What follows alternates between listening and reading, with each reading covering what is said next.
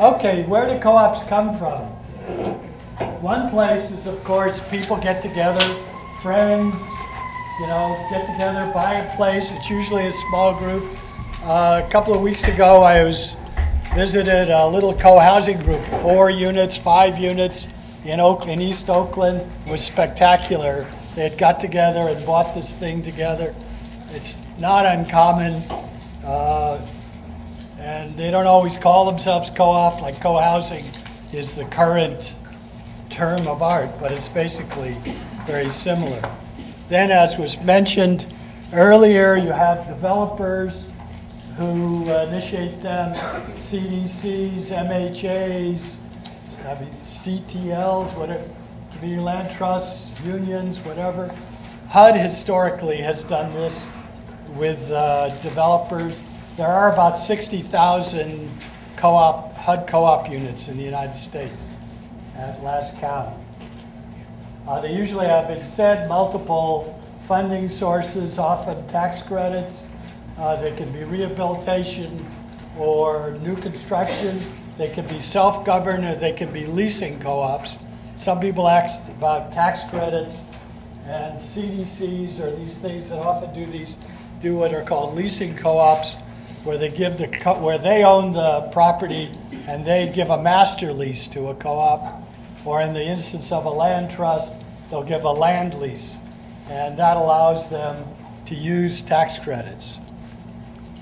So then they're the kind that I actually enjoy the most and that I've been involved with, resident initiated. They're most fun, often involve resistance to displacement. Could be, right now it should be happening. We just don't have the people because people are being displaced. I heard the other day, somebody, the head of the low-income housing fund from Washington, D.C. talk that 40% of the foreclosures are in multifamily housing. They ought to be turning those into co-ops. That I guess it just aren't necessarily the people to organize it, but that's often where they come from. The best stories often come here. They may involve a CDC. They may just involve the residents. It could be an expiring HUD project, which was what Glenridge was, and also can involve a failed public or private project. Also slum buildings. It could just be but it usually involves, we're going to lose our homes unless we do something. So people organize to do this. So I'm going to talk to you about some of my favorites. It seems like wherever I go, there's a co-op or something there. Last summer, this past summer, I went to Orcas Island, and, right? You would think, but there's a community land trust there. My God.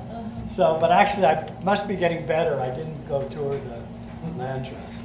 So. But I'm going to talk about Milton Park, which is in Montreal, Coin Street, which is in London, the 9th Street Co-op, which has Rick Lewis as its esteemed member, the Route 2 co-ops, which was where I lived, and Community at Cambria in Los Angeles, which is a spectacular story.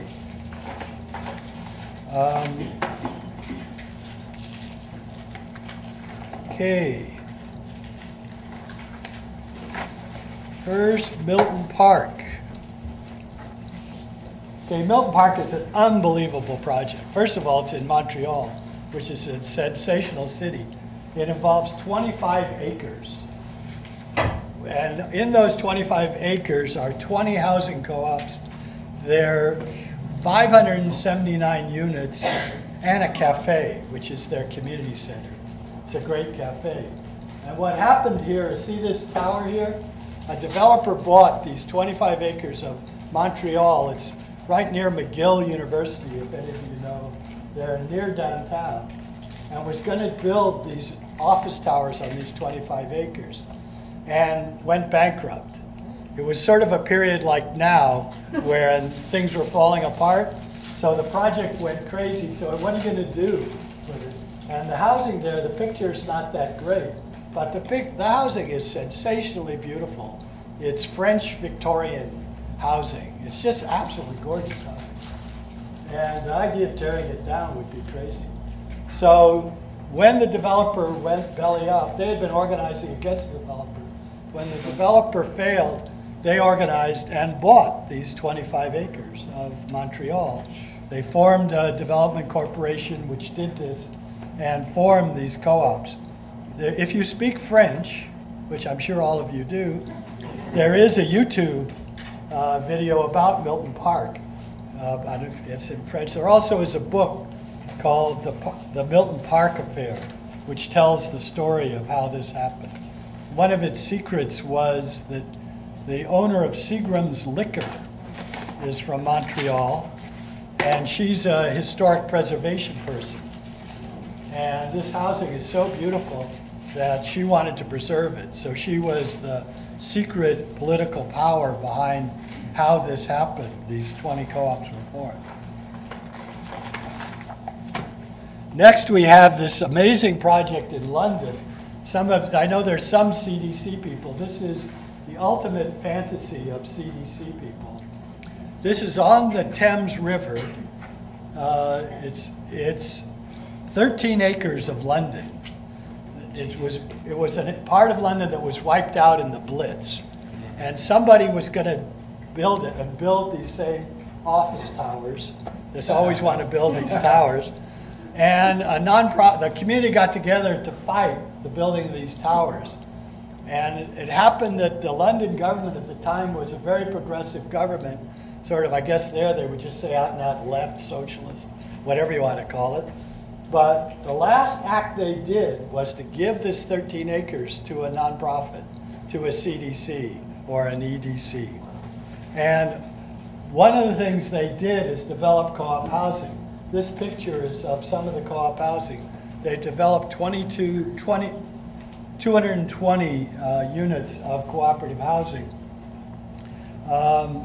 Just to show you how amazing this is, the nonprofit has $7 million a year income from everything. I mean, this not only co-op housing, it's a whole development with a walk along the Thames and shops, and it's mixed-use development. There is a PBS show on the Coin Street project on the Now series if you want to look it up. So, is it called Coin Street? Coin Street, yeah. You can still. I went and visited. It's there. I also I wrote a book with my friend Jackie Levitt called The Hidden History of Housing Co-ops, and there's short articles about each of those two projects in there.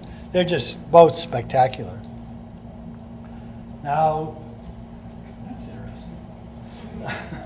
This is Rick Lewis's place, which is 5 units. It's a different scale, which came about when the owner wanted to sell, and the people got together and bought it with the help of a local CDC. The CDC, working with the city, owned it for a few years, and people were trained and organized, and then it was turned over. They have a beautiful vegetable garden. I happen to be a vegetable gardener, and it is a beautiful little oasis in Berkeley. Do you still have your annual party? No? They used to have an annual party, and I went to it. That was quite a delight. Okay, then we come to, oh, that's a good one. You got to have amazing eyes for that. I wonder what happened. Looks great on the screen. This is the Route 2 project. You can sort of see these little dots. This is where I lived. This is 2¼ miles worth of real estate. What happened is, in this invisible line here, the state bought this swath of property to extend the Route 2 freeway through Silver Lake Echo Park part of Los Angeles. And it was going to continue through Beverly Hills to meet. Sorry, I'm just going to move you forward to where maybe we can see a little. Anyway, so it was going to go through Beverly Hills to meet one of the major freeways. Well, these people organized against it but didn't have any clout. But can you imagine building a freeway through Beverly Hills? Wasn't going to happen. So Beverly Hills stopped it, and they didn't want the first inch of it built. And the state had already bought a good amount of this property. So there was a question what to do with it. So the people organized and said, well, if you sell it in the open market, you'll displace everybody here. There were several hundred units there, and well, there were more than several hundred altogether here. And the people organized and said, sell it to the residents. One of the people was from New York and knew about housing co-ops, and went, we'll do housing co-ops. And when we first went to the city said, is that a legal form of ownership? Showing how far we've come. This was early 1970s. California didn't have a lot of this. So, yeah. Where is this located at? Silver Lake Echo Park. Route 2, yeah. If you get off Route 2, and there's a little school there and stuff, Okay. and you're like, just kept going, you're driving through Route 2 territory. You can't tell, it's just the neighborhood. So we basically bought the neighborhood. So how many acres is that represent? I don't know, it's 2.5 miles, about a block wide. So, because it's a freeway corridor. So, and it isn't every property because they hadn't purchased everything yet, and it was stopped. So, yeah. So is Route 2 still a state highway? No, it's now 5 housing co-ops. No, but part of Route. Oh, Route 2 is. Route 2's a massive freeway. Oh, okay. It's a major freeway in Los Angeles. But you don't have ownership over the freeway? No, I'd like to. Are you selling, or you have any option? So no, it's only the freeway stops up here. And instead of keep going, it just stops right there and it dumps into city. And so it's the part that didn't get built. I see. Right. Gotcha. They bought it but never built it. Also, Jerry Brown, who happens something about that name. Jerry Brown was an anti-freeway governor, so he was not into building that. He was very helpful in this project. What's the neighborhood like compared to other neighborhoods? It's a working class, integrated. It's one of the few mixed neighborhoods in LA. I mean, LA's very. how's it different being a cooperative? It's hilly. It's an unusual LA neighborhood. It's mixed in there are high income people, low income people, every ethnic, racial Could you tell the group. difference if you went there? I mean, like what? Well, you would know you're in Echo. Well, you would know you're in the neighborhood. You wouldn't know there's a co-op there. You wouldn't know there's a co-op at all. Well, you would. In my co-op, we put little plaques on every co-op property, but you wouldn't know just driving through the neighborhood. What I'm getting at is, what is the difference that it's a co-op? What sets it aside from just another neighborhood? Well, because we own it collectively. I mean, does it socially, culturally? Or, Yeah, we own it. Well, We know each other. We work together. I mean, it's very different. Yeah, it's not like owning your own house and maybe you know your neighbor on either side, and maybe you don't. Maybe you know the person across the street. Maybe you don't. You know everybody. My particular co-op, I think, is 7 blocks long. So you know people over 7 blocks. You meet with them. You talk to them. because of the governing part, is that what brings you together? Yeah, yeah. Do you have the equivalent of a common house? No. Nothing. No, that was interesting. They were talking about, we actually tried once, but it didn't happen. That's another long story. Could it be compared to, The co-op's fabulously wealthy, so it could actually do something. And we've looked at buying property, but it never happened. How did it get wealthy? Well, because we had 15-year mortgages, and the mortgages paid off. It was 30 years ago. So all that money just comes in every month, and there's no mortgage. You It's still like pay your $17,000 a month unallocated money. Plus, there were big reserves to begin with. I was known as the Darth Vader of the co-op, so they were reserves. Right? Yeah. There were reserves. So it had several $1 million in reserves to begin with, and now it has $17,000 a month unallocated money. So this one co-op, I'm not talking about the other 4. So it just finished rehabbing all the property, self-funded. What do you do with all this extra money? Fix up the property. Are you investing or what are you doing? No, they're fixing up the property. Oh, I mean, it's old, like all co-ops done at that time. Like Glenridge, I guess, had several co-ops, HUD co-ops, are now falling apart because they never did proper maintenance. Well, this co-op is old too. This is some of the housing is Victorian housing in here. So there's old housing. So they're taking that money, and you need a new kitchen? Yeah, we could do that. So, yeah. Is it limited equity or will sell? Limited equity. It is. Now, I paid $550 when I bought it for I'm going to show you my house. This house right here was my house. But this is in the co-op, this is in the co-op, this is a fourplex that's in the co-op. So, so a lot of it's old and needs work, and so they do it. They spend the money on. They just one at a time? Yeah, they just started at one end of the co-op. Now what they'll do eventually, I don't know. The city there's some city money in it. City showed up and said, we'd like some money. And so so they're paying the city back, but it's going to take 100 years to pay the city back, yeah. What does the parcel map look like? Is it in all individual parcels? Well, I mean, people, actually, I have to tell you one story. The parcel map I showed you the parcel map, you just couldn't see it. I mean, come on, it's on the computer if you want to see it.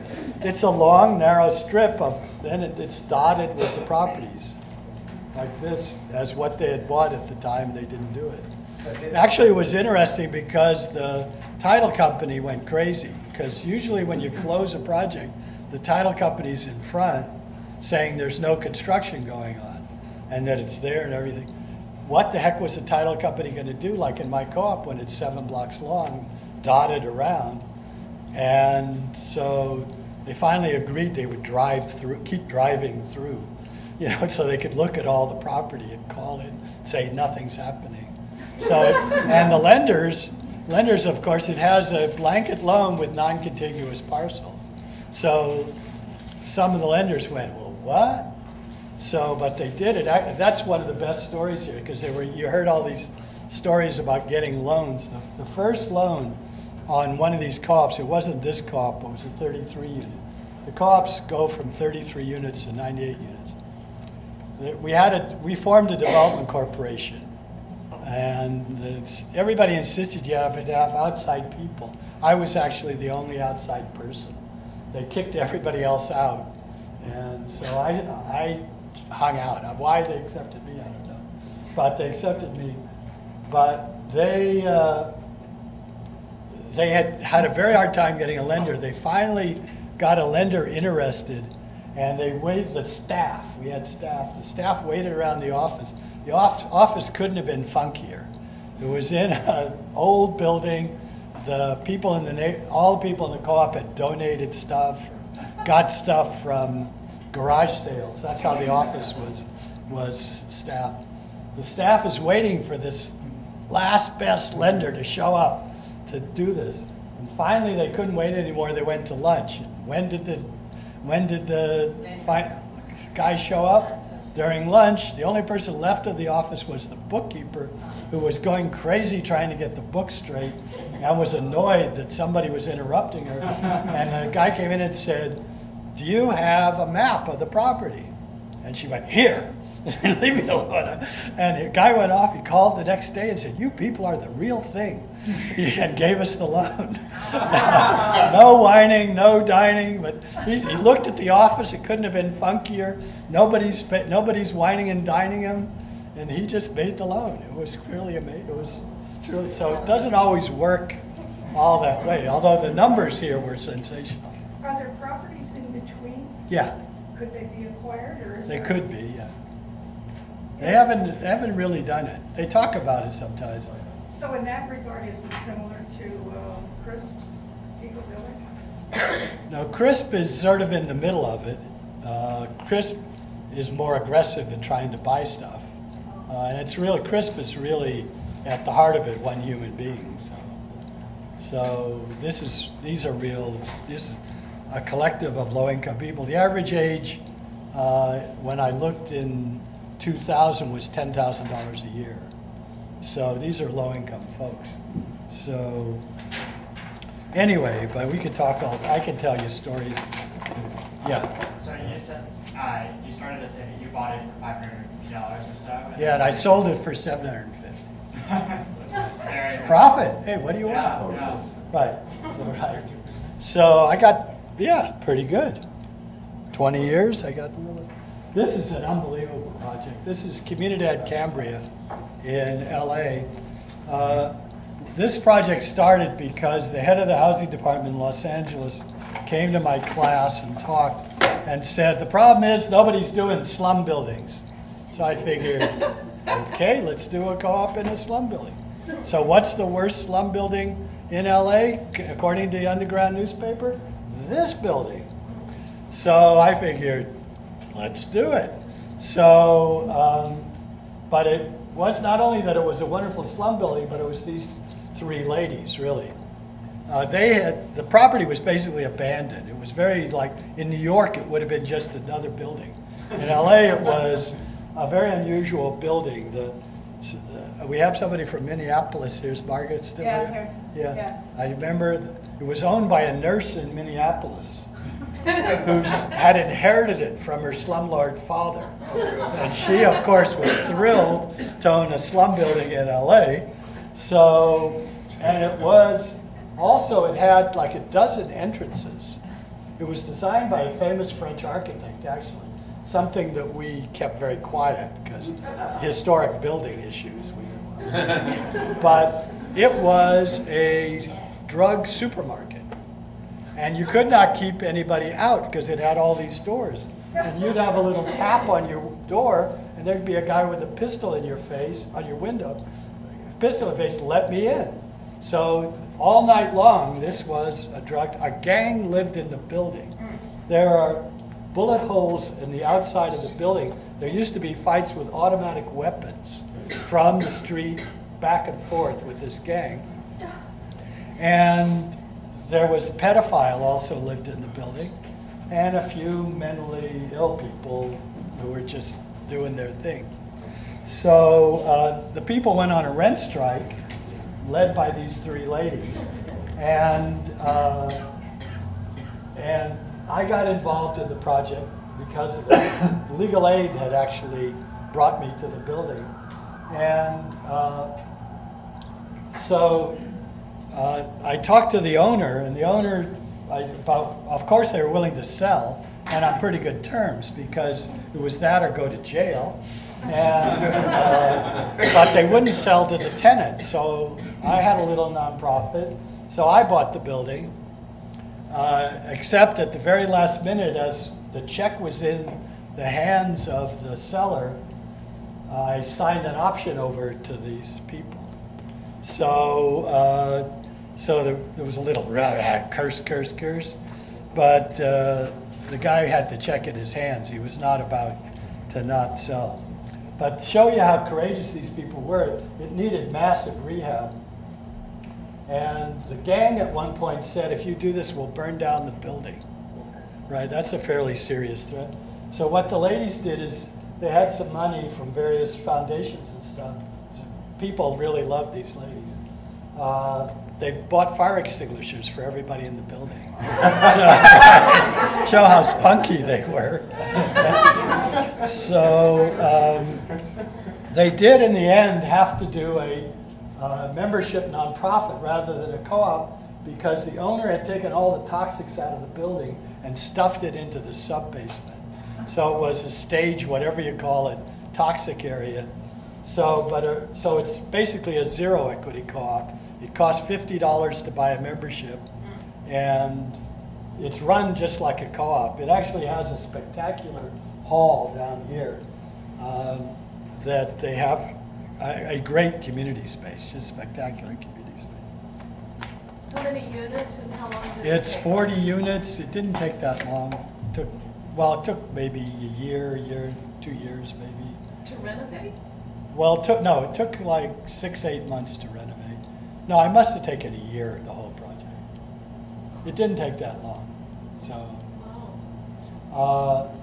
it actually is, it's a